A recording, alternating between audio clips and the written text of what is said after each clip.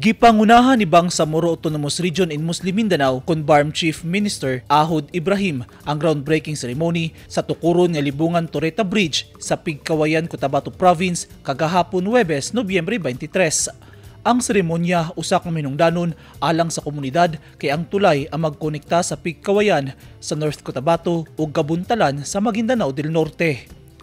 Sumala kang Chief Minister Ibrahim, importante ang tulay sa pagpalambo sa ekonomiya sa mga lugar sa BARM ug Cotabato Province ug panaghiusa sa rehiyon.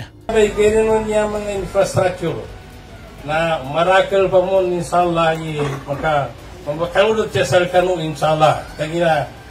Nakagina siya ba sinamigay sa jihad na inshallah ta'ala may rate na siya pong ba samigay so development sa kagkapiano marakal taw so kagkapiano pa inshallah. Gibutyag sab niini nga kanhi battleground sa giyera tali puwersa sa gobyerno ug muro ang lugar nga tukuran sa tulay nga kung mahingpit magsilbi kining instrumento sa kalinaw. Ipatuman ang proyekto pinagi sa Ministry of Public Works sa BARM government. Kung mahingpit na ang konstruksyon sa tulay, mas mapadali ang biyahe sa mga produkto, paspas nga patigayon ug mapaduol ang mga komunidad sa matag usa. Usa kini ka testamento sa tinguha sa katawhan sa Pigkawayan ug sa kasikbit nga mga lugar alang sa mas hayag nga kaugmaon. Ang groundbreaking ceremony gitambungan sab sa mga local government officials, community leaders ug mga residente.